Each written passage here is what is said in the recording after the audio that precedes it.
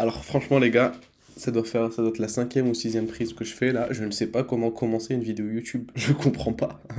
Hello et bienvenue à tous sur sur ma première vidéo YouTube. Beaucoup de personnes m'ont demandé de me lancer sur YouTube, notamment sur le canal Discord.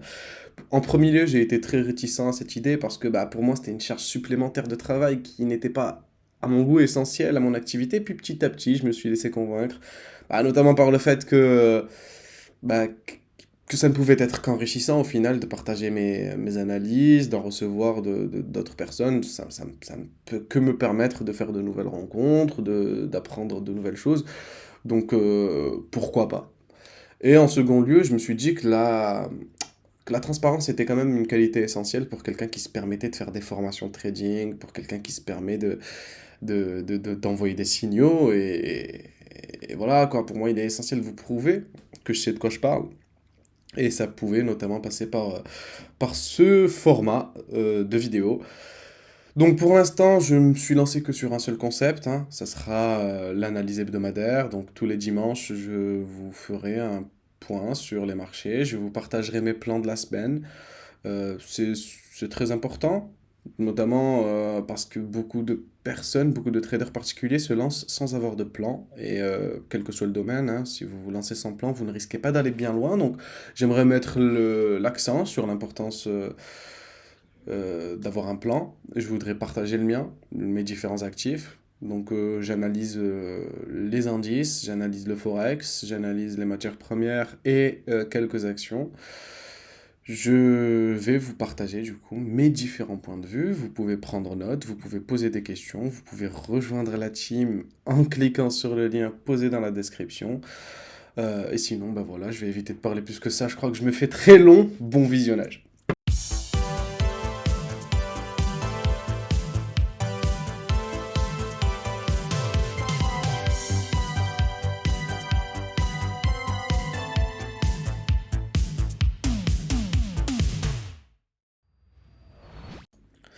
Alors, comme d'habitude, on commence nos analyses par un peu ce qui est fondamental.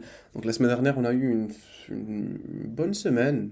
Une bonne semaine. Il y a eu un rebond technique qui a été effectué sur les indices, sur les actions, sur les cryptos.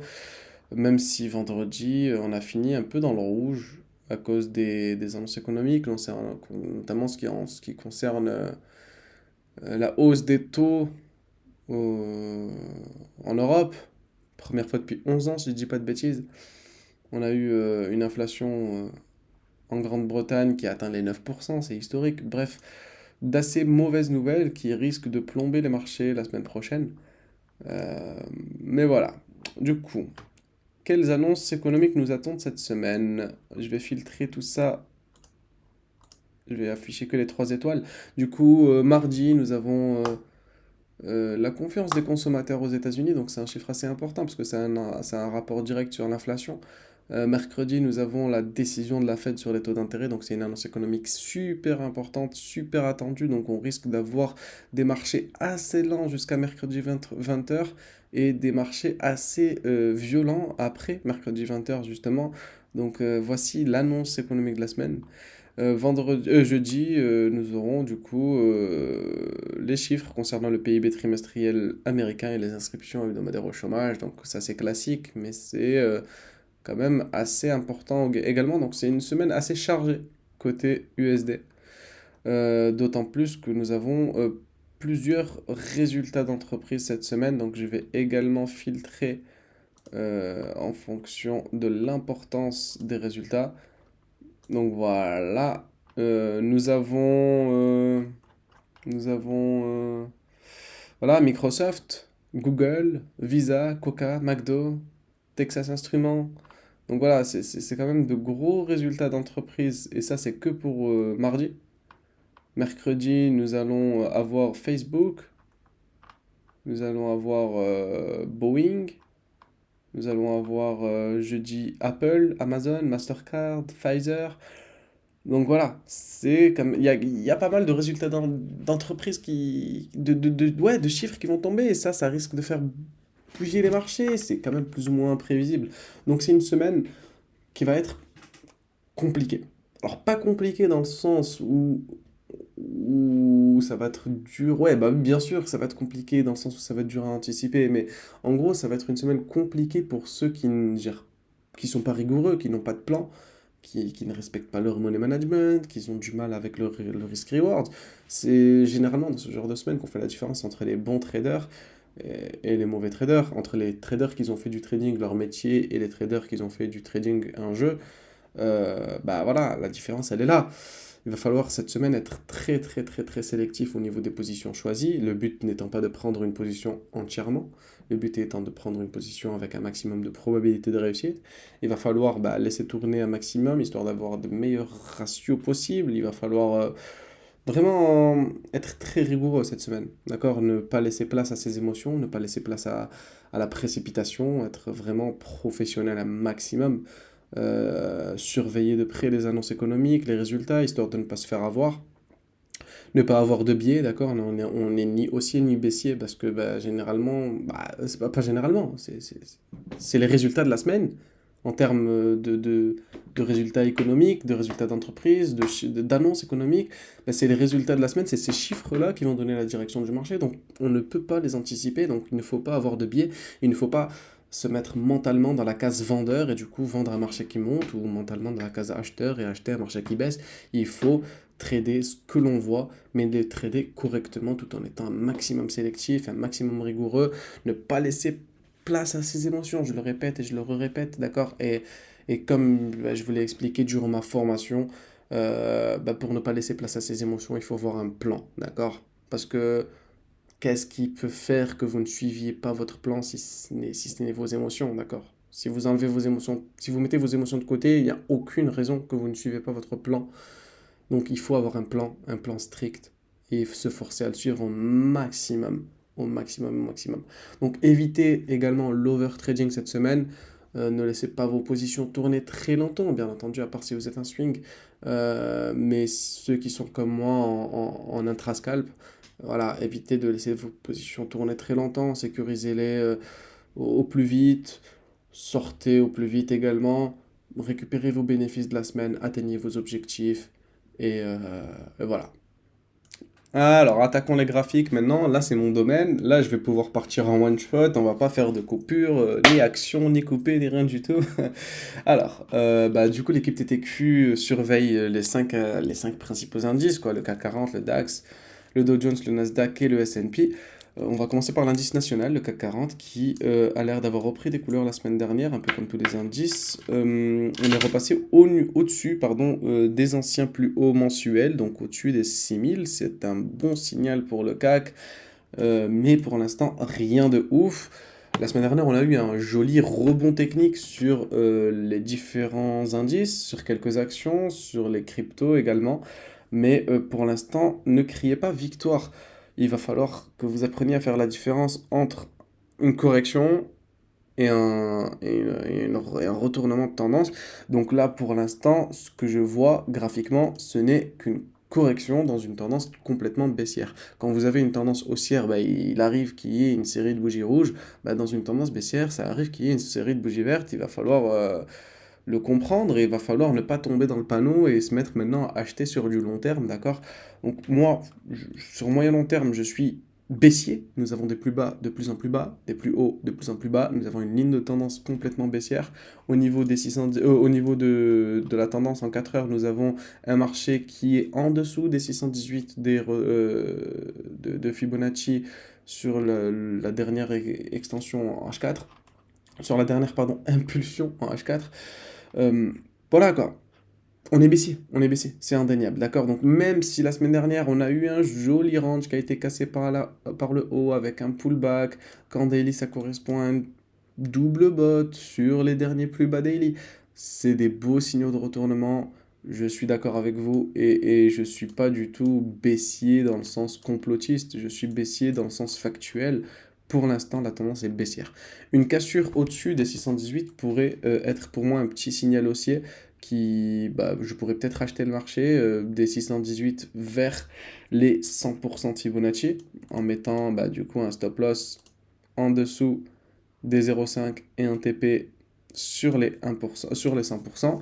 Donc là, j'aurai un ratio à 2,57. Jusqu'ici, j'ai un ratio à 1,5. Donc moi, je ne prends jamais de position avec un ratio inférieur à 1,5. Donc jusqu'ici, je peux encore rentrer en position en achat. D'accord? À partir du moment où le marché cassera les 618 qui correspondent du coup à la ligne de tendance. Donc là, j'aurai vraiment de quoi me lancer en achat. Donc toute cette zone-là, pour moi, sera une zone d'achat parce que bah, j'aurai un bon ratio. Au-delà, j'aurai un mauvais ratio et en dessous, je n'ai pas encore de raison de me positionner en achat. Sinon, bah, pour rester concret, bah, nous sommes en tendance baissière. Donc je vais, pourquoi pas, également chercher des ventes. Le secret de cette semaine-là, en vue des résultats, des annonces économiques qui arrivent et de la configuration graphique qui n'est pas évidente, d'accord? On est baissier sur moyen long terme, on est baissier sur moyen court terme. On est haussier, pardon, sur moyen court terme, donc c'est compliqué. Bah, je pense que le mieux, ça va être juste d'être systématique. Trader ce que vous voyez. Enlevez-vous les biais. Hors de question de m'enfermer dans ma tête en me disant je suis vendeur et du coup, je me retrouve à vendre je sais pas combien de fois un marché qui ne fait que monter. Donc en une heure, on est haussier, j'en suis conscient. Donc avant de prendre la vente, j'attendrai un retournement en une heure. Avant de prendre l'achat, j'attendrai une cassure des 618 par le haut, mais je serai un maximum systématique, c'est-à-dire je ne traite que ce que je vois et je ne traite pas ce que je pense, et un maximum sélectif également. Je vais filtrer mes trades, je vais prendre que ceux qui ont le plus de chances d'aller dans le bon sens. C'est le but du jeu, et surtout dans les semaines de résultats comme celle qui nous attend. Côté DAX, nous avons bah, du coup les derniers plus hauts mensuels au niveau des 13 300 qui n'ont pas réussi à être récupérés. Pour l'instant, on est en train de pullbacker dessus, si je puis me permettre. En daily, on est toujours en tendance hyper baissière. On est sur les derniers plus hauts en 4 heures, donc c'est à ce moment-là que le marché pourrait se retourner. Donc on a un scénario qui est à peu près équivalent à celui du CAC 40. Une cassure du niveau de résistance au niveau des 13 350 pourrait me donner envie d'acheter le marché. Pour aller où bah ça, je ne sais pas encore. Pour aller en premier lieu direction peut-être les 0,6 et ensuite et plus si affinité du coup. Euh, Sinon, je vais éviter. En fait, si les indices la semaine prochaine décident d'aller de l'avant, d'accord, ce qui m'étonnerait en vue de la situation économique, et géopolitique et graphique actuelle, ça m'étonnerait que les indices aillent de l'avant plus que ça. Mais si c'est le cas, bah, j'achèterai le CAC 40 à la cassure des 6300 parce que c'est l'indice fort. Alors que si les indices bah, décident de dégueuler et d'aller vers le sud, bah, je shorterai le DAX en priorité, d'accord? Parce que le DAX est en dessous de son support mensuel, là où le CAC est repassé au-dessus. Donc on va acheter l'indice fort si les indices reprennent des couleurs, donc on va acheter le CAC, et si les indices bah, perdent de la valeur, on va vendre le DAX, qui est du coup l'indice faible entre les deux indices européens. Côté Dow Jones, nous sommes sur le haut de canal, donc on est sur un obstacle, même si là on donne l'impression de l'avoir cassé, je n'aime pas me fier à ça parce qu'il suffirait de faire ça et boum, ce n'est plus cassé. D'accord? Donc on est sur un obstacle, c'est évident. De toute façon, en 4 heures, on a buté sur les 618 de Fibonacci. Comme je vous l'ai dit, ne criez pas victoire trop tôt. Euh, Si on repasse au-dessus des 618 avec une cassure nette, alors je pourrais peut-être viser en premier lieu le niveau de résistance au niveau des 32 670 et ensuite les 100% de Fibonacci au niveau de 33 500. Si un rebond, au contraire, sur les 618 veut emmener vers le sud et que du coup les derniers plus bas, les derniers plus bas en H1K, c'est que nous avons de réels signaux, alors comme je vous l'ai dit, un maximum sélectif, donc je ne prendrai pas de la vente juste parce qu'il y a des bougies rouges. Mais si j'ai un beau signal de retournement et que bah, ça sera un signal que la tendance baissière long terme va continuer, bah là, oui, je pourrais prendre de la vente direction de nouveau plus bas, pourquoi pas, mais en tout cas, au moins le support mensuel qui a été testé aux alentours des 30 000. Côté Nasdaq, on a eu une très belle hausse la semaine dernière, donc là, en revanche, nous avons cassé les 618 de Fibonacci. On n'est pas encore arrivé sur le haut de canal daily. Alors oui, c'est un haut de canal avec un seul point de contact, mais ça c'est ma spécialité perso. En fait, quand je vois qu'une ligne de tendance euh, est validée, j'aime bien tracer la parallèle. Et du coup, j'ai à ce niveau-là un joli petit point de contact euh, entre la ligne de tendance baissière du coup et mon niveau de résistance au niveau des anciens plus hauts, aux alentours des 12 900. Donc pour moi, le Nasdaq est l'indice le plus fort pour l'instant, quoique nous sommes arrivés sur un niveau de résistance non négligeable aux alentours des 12 500 et ça ne m'étonnerait pas que le marché dégueule.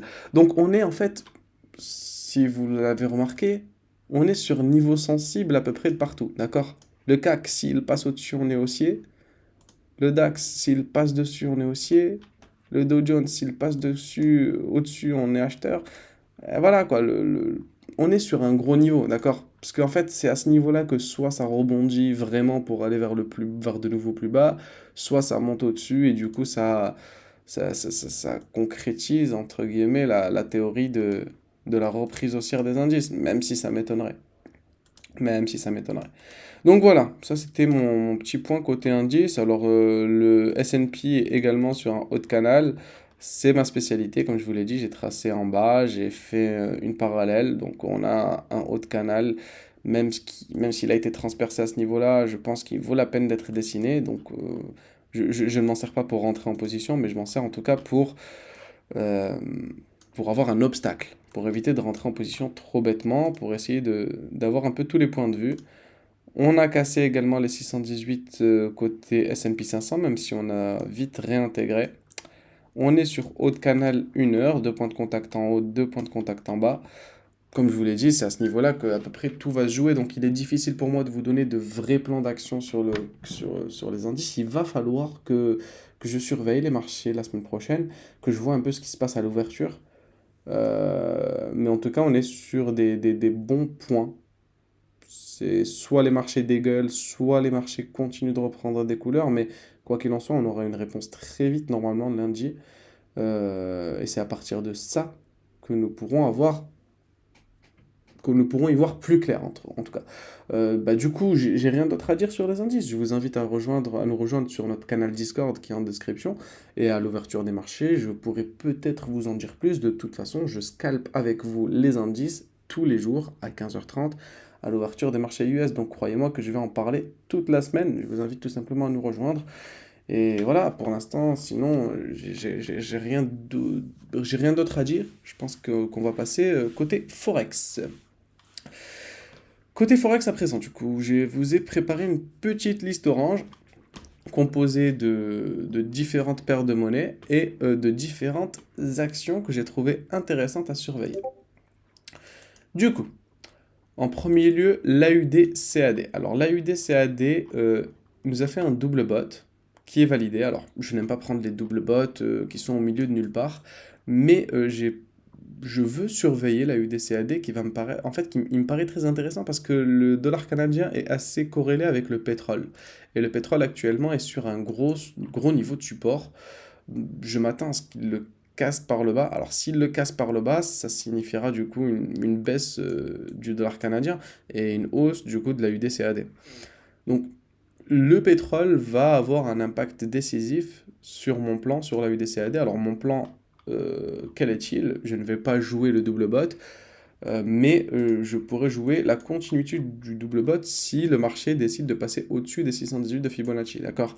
Donc si on passe au-dessus des 618, qu'on casse au-dessus, je pourrais peut-être prendre de l'achat direction le nord pour viser du coup le niveau de résistance qui a été testé plusieurs fois par le passé, d'accord? Donc j'aimerais bien faire un 618 tout 100%. J'aurai du coup des points d'entrée soit au niveau des 618 s'il y a un pullback, soit maximum sur les 0,90 parce que au-delà, mon ratio descend en dessous des 1,5 et à partir de là, ce n'est plus intéressant. Donc pour moi, cette zone sera une belle zone d'achat. Après, même on est vendeur, hein. On est vendeur sur long terme, donc ça va être un trade plus ou moins risqué si on le prend. On sera légèrement à contre-tendance, mais je pense que si le pétrole chute comme prévu, on aura quand même un joli potentiel. À côté de ça, nous avons le CAD-CHF qui, du coup, lui aussi dépend de la chute du pétrole. Le CAD-CHF qui est venu retest son niveau de résistance mensuelle aux alentours des 0,78. Ce après quoi il nous a fait un joli double top. Alors le double top est très beau, il est très validé, même si on a eu une petite réintégration au-dessus de la ligne de coup, ça ne veut rien dire, ça n'invalide absolument pas le double top. Nous avons d'ailleurs une dernière bougie baissière avec énormément de flux vendeurs, donc ça ne m'étonnerait pas que le marché retourne baissier. Là, donc je veux vendre le marché, ça c'est une évidence, mais à quel moment est-ce que je pourrais rentrer en position?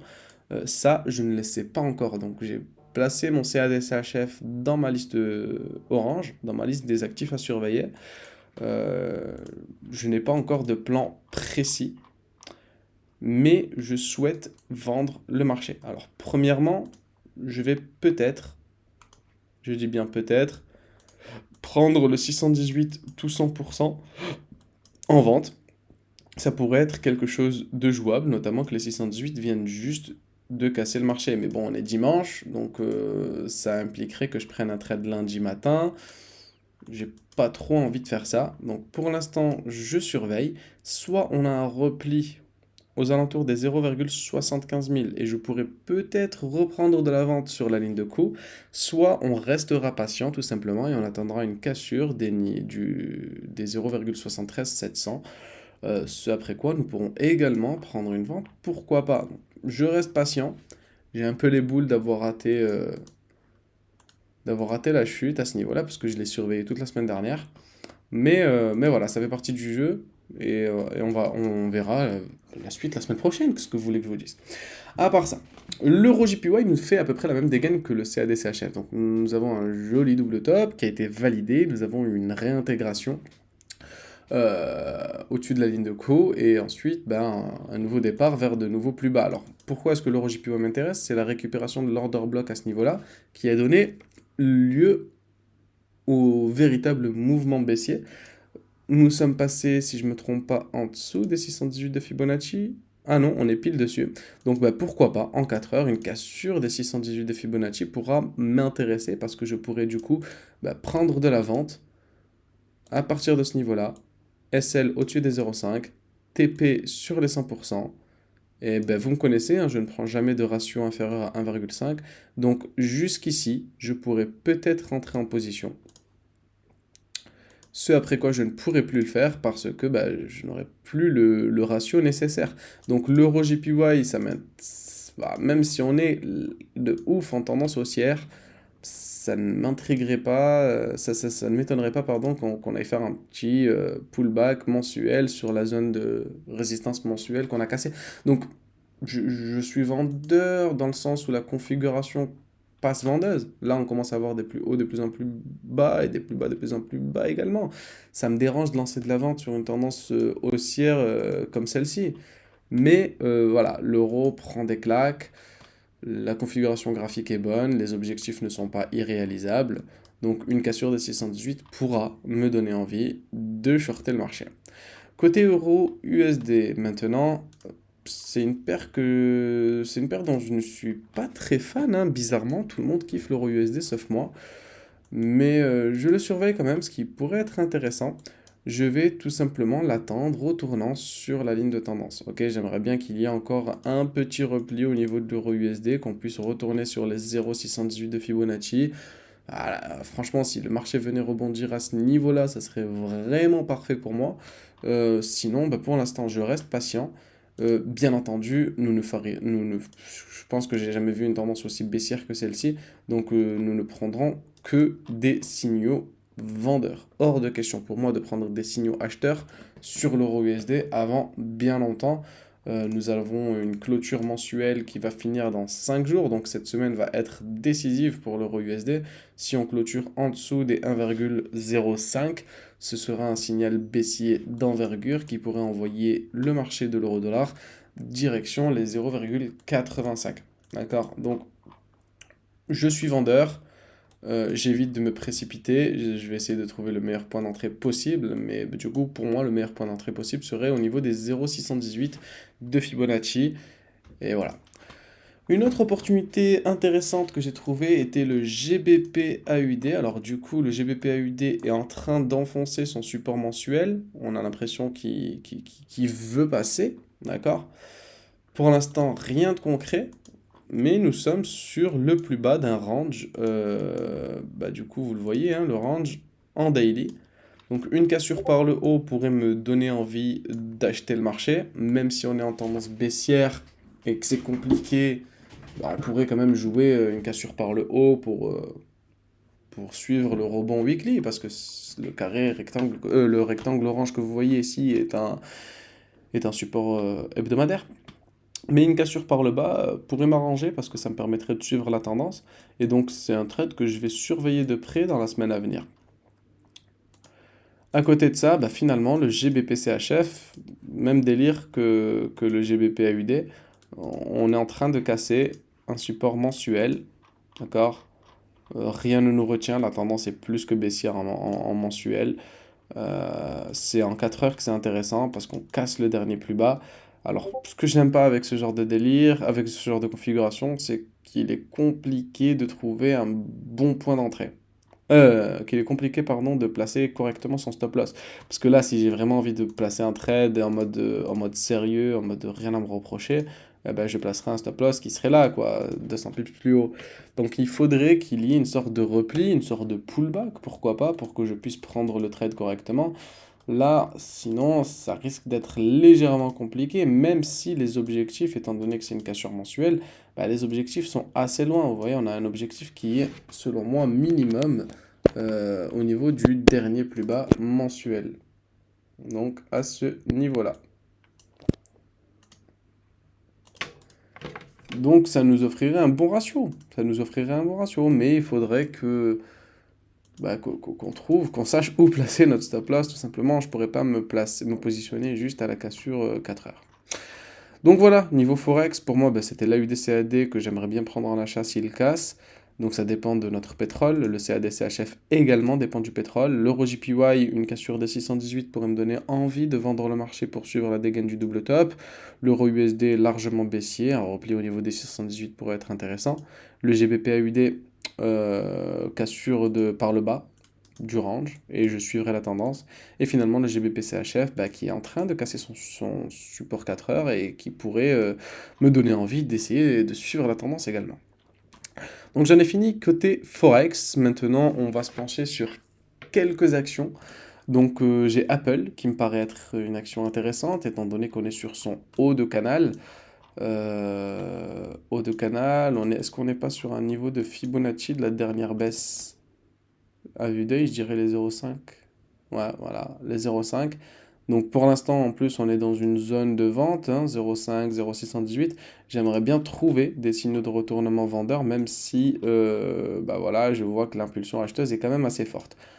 Pour l'instant, bien sûr, je reste prudent, rien ne me pousse à vendre le marché. Rien ne me pousse également à l'acheter, hein. Je ne prendrai pas la cassure de cette résistance comme un signal haussier, hors de question. Pour l'instant, on est beaucoup trop baissier sur long terme pour prendre quoi que ce soit. Quoique Apple ne se porte pas si mal finalement, mais ce serait trop risqué. Nous avons ensuite Facebook, dont les résultats seront d'ailleurs mercredi, qui... Alors Facebook m'avait surpris la semaine dernière étant donné qu'il avait cassé son niveau de résistance, il avait cassé sa ligne de tendance, il était venu s'appuyer sur les 618 et du coup, je l'avais dit sur Discord, hein, j'avais dit la cassure des 618 pourrait me pousser à acheter le marché direction les 100%. Vous voyez que ça n'a absolument pas eu lieu et qu'on a directement réintégré tout ça. Donc je l'ai mis dans ma watchlist parce que une sorte de pullback sur cette résistance pourrait me pousser à vendre le marché direction de nouveau plus bas. Alors bien sûr, je reste vigilant. Nous avons mercredi, si je ne me trompe pas, les résultats de Facebook. Et la configuration graphique, même si on est vendeur, n'est pas une configuration qui me donne une confiance absolue dans ma position. Donc je ne vais pas prendre le risque de me positionner sur ça avant les résultats. En revanche, sur Google, je pourrais prendre le risque de rentrer en position avant les résultats. Le drapeau est d'une propreté inouïe. C'est incroyable. C'est un drapeau théoriquement trop beau. Il est en tendance baissière. Nous avons eu notre canal haussier sur fond de tendance baissière. Nous avons eu la cassure par le bas. Le pullback en 1 heure est d'une propreté excellente. Franchement, Google, je vends, je short. Donc, le plan la semaine prochaine sera de shorter le marché avec un stop loss au-dessus des derniers plus hauts en 4 heures à ce niveau-là. Donc, 860 points, non, qu'est-ce que je raconte? Ouais, 8,6 $ plus loin. Avec un take profit, du coup, minimum au 0,5 de Fibonacci de la dernière hausse. Donc, nous avions un niveau à ce niveau-là. Ensuite, les 0,618 à ce niveau-là, sachant que bah, l'objectif théorique d'un drapeau, c'est de prendre la dernière extension et de l'envoyer comme ça, d'accord? Donc, on a un objectif qui est quand même assez loin avec un ratio à 3,25. Mais un ratio à 2 pourrait déjà me réconforter, me faire du bien. Après une mauvaise semaine, on va pas se mentir, hein, la semaine dernière, même si on l'a fini en positif, elle nous a fait transpirer. Donc, complicado. Mais je prends la vente, je prends la vente. Ça, c'est officiel. Le Google, 15h30 demain, à l'ouverture US, je vais bien entendu étudier la dégaine du truc, mais je pense que je prendrai la vente. Nous avons Visa qui est intéressant également. Alors Visa qui nous a fait la même chose que Facebook, hein, qui a cassé sa ligne de tendance, qui a essayé de casser son niveau de résistance, mais qui a vite été repris par la réalité, notamment vendredi. Vendredi, on a eu affaire à une petite chute de tous les indices. Donc je l'ai mis dans ma watchlist parce que je me suis dit que peut-être nous pourrions prendre de la vente, mais là maintenant que je le revois, je me dis que ça pourrait quand même être compliqué. Donc on va surveiller ça de près, mais je pense pas que je rentrerai en position cette semaine. Nous avons Tesla qui, quant à elle, a cassé ses niveaux de résistance. Donc on reste sur fond de tendance baissière sur long terme, même si le rebond weekly pourrait donner envie d'acheter le marché. Pour moi, c'est soit trop tôt, soit trop tard, dans le sens où trop tôt parce que bah, pour l'instant on est encore en tendance baissière, mais également trop tard parce que si j'ai envie de prendre un achat, de toute façon j'aurai un risk-reward dégueulasse. Donc pourquoi pas prendre de l'achat s'il y a un pullback? Pour l'instant, impossible de prendre. Vendre le marché à l'heure actuelle, bah, j'y ai pensé, j'ai vu une petite bulle à pesanteur à ce niveau-là, je me suis dit pourquoi pas la prendre, mais voilà, rien qui ne me donne plus envie que ça. Donc on reste à l'écart et on attend de voir ce que nous donne l'ouverture. Un joli pullback et je pourrais peut-être prendre le truc en achat. Sinon, pour l'instant, bah, je reste patient. Ferrari, sur laquelle nous avions pris l'achat la semaine dernière, à ce niveau-là, au pullback sur la ligne de tendance daily. Là, bah, l'objectif est quasiment atteint, donc nous retournons bientôt au niveau des 203 dollars, 203 points, sur lesquels justement nous pourrons prendre un signal, une position vendeuse. Donc personnellement, j'attends de la vente sur Ferrari au niveau des 203. Nous avons aussi une jolie action côté Allemagne qui a réintégré également ses derniers plus bas, ses derniers plus hauts, pardon, en 4 heures, mais qui au passage nous a validé un énorme double top pile sur résistance mensuelle. Ok, donc ça pour moi c'est un signal vendeur que je ne peux pas négliger, je vais être obligé de prendre la vente. Donc soit nous aurons un repli du marché pile sur les 57 dollars pour que je puisse shorter le marché avec un stop loss au-dessus des derniers plus hauts, soit bah, du coup ça part sans nous et du coup on prendra la vente à la cassure daily du dernier niveau de support avec du coup un take profit plus bas, mais quoi qu'il en soit, le double top nous donne un très très très très gros potentiel vendeur. La Deutsche Bank qui également est en mauvaise position, d'accord? Donc là nous sommes également sur une trendline daily que nous n'avons absolument pas cassé. Et en 1 heure, bah, nous observons le petit double top qui a eu lieu et qui va me donner envie, peut-être dès demain 9 heures, de rentrer en position vendeuse avec un stop loss au-dessus du deuxième top et un take profit bah, sur le prochain niveau de support 4 heures que nous avons dessiné au niveau des 7,60 dollars. Voilà, donc j'ai fait le tour des actions. Côté crypto, franchement, je vous mens pas que je surveille pas trop la crypto. Je surveille quelques matières premières. Donc, nous avons la même configuration sur l'or et le pétrole à peu près, hein. Donc, les deux matières premières sont sur de très très très très gros supports. Pour l'instant, pas de signal de retournement. Alors, si sur le gold, hein, on a eu quand même pas mal de grosses bougies vertes. Le spécialiste de l'équipe TTQ sur le gold a pris l'achat à ce niveau-là, si je dis pas de bêtises. Donc il a bien régalé avec ce rebond, mais pour l'instant, je n'appelle pas ça un retournement. Pour l'instant, j'ai pas vraiment de signaux acheteurs sur ce bas de canal weekly. Mais quoi qu'il en soit, nous sommes sur gros support côté gold à surveiller. Mais surtout sur un gros support côté pétrole qui sera également à surveiller. Donc moi je m'intéresse plus au pétrole qu'au gold. La cassure de ce support pourrait pour moi être très très très intéressante.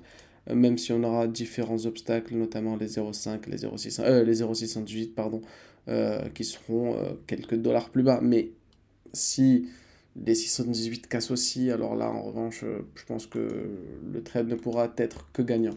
D'autant plus que j'ai bah, du coup deux paires de forex qui se basent sur notre pétrole. Une cassure par le bas du pétrole pourrait envoyer le CAD-CHF vers le sud, la UDCAD vers le nord. Donc voilà, j'ai fait le tour rapide, hein, des indices, des quelques paires de forex que j'ai trouvé intéressantes à surveiller cette semaine, des actions et des deux matières premières. Ça va être une semaine plus ou moins virulente, hein. Les annonces économiques qui arrivent vont faire beaucoup bouger les marchés. Il y a beaucoup de résultats qui arrivent. On est notamment sur les indices, où on est dans des zones un peu floues. Il va falloir être très très très très sélectif et être très très très très systématique. Euh, c'est dans ce genre de semaine, comme je vous l'ai dit tout à l'heure, hein, qu'on va voir la différence entre les traders rigoureux et ceux qui ne le sont pas, ceux qui sont là pour jouer au casino. Donc il va falloir que vous adoptiez un money management irréprochable, hein, que vous ne lanciez pas de trade si vous n'êtes pas sûr d'avoir votre ratio à 1,5 minimum. Ne prenez aucune décision sous le coup de l'émotion, sous le coup de la précipitation. Restez professionnel, tenez un journal de trading. Et si vous voulez être accompagné, ben, rejoignez l'équipe Discord, hein. On est là, on est 6 personnes qui vous accompagnons. Donc moi, je suis spécialisé sur les indices boursiers. J'ai 2 collègues à moi qui sont spécialisés sur le marché du Forex. Nous avons un camarade à nous qui est ultra fort sur le gold. Du coup, tout est résumé dans un seul Discord où bah, on vous partage les actus du jour. Donc je vais vous les montrer. Donc regardez, où est notre Discord. Les actus du jour. Regardez, voilà, les actus du jour, nos analyses sur les indices, nos analyses sur le forex, nos analyses sur les matières premières, nos analyses sur les cryptos, sur les actions. On vous envoie des signaux forex. Regardez, j'ai même pas menti. Voilà, je vous envoie des signaux gold, on vous envoie des signaux indices. Et il y a le petit canal public dans lequel vous allez pouvoir parler, avec lequel vous allez pouvoir voilà, tout simplement discuter avec d'autres personnes de la communauté, échanger en termes de connaissances, c'est super enrichissant. De toute façon, vous le voyez, hein, ça ne peut qu'être enrichissant. On vous propose des formations en réalité virtuelle, on vous propose de l'accompagnement, on vous propose des signaux. Bref, je vous invite à cliquer dans les différents liens dans la description, en espérant que cette vidéo vous a plu, qu'elle vous a enrichi, qu'elle vous a montrer une nouvelle vision du marché qu'elle vous a préparé à cette semaine. Je suis désolé, j'en perds mes mots. Promis, j'aurai craché, je vais m'améliorer en vidéo YouTube, c'est la première que je fais, mais sinon voilà.